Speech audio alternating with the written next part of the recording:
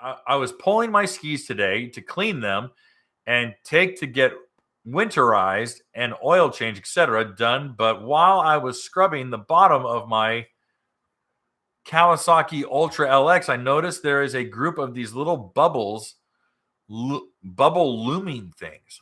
My local marina said they are blisters and should be covered under warranty. Anyone ever heard of this?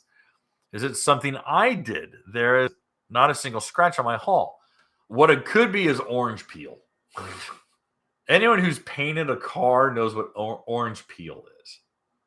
Now, is the blister an invert? Or, I mean, is it going in or is it popping out? Does it look like a zit or does it look like a dent? You know, little blister inside.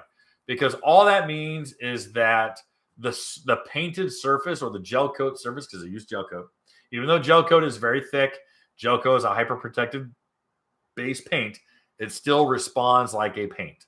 All right. If you have an oil or a contaminant on the surface and you paint on it, it will tend to separate and it'll actually what looks like orange peel. It looks like the skin of an orange. And it can be big.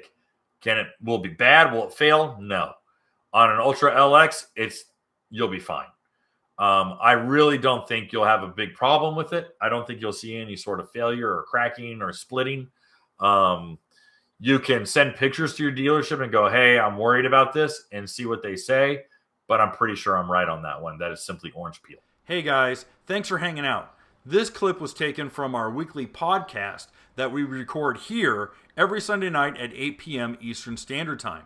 If you want to watch the whole video, you can go to the Watercraft Journal's YouTube channel, go to playlists, and then click on live sessions. You're going to see it there. Otherwise, go ahead and leave a like, a comment, and definitely subscribe to the channel. It helps us grow. And again, thanks again for watching our videos, and we hope to see you soon.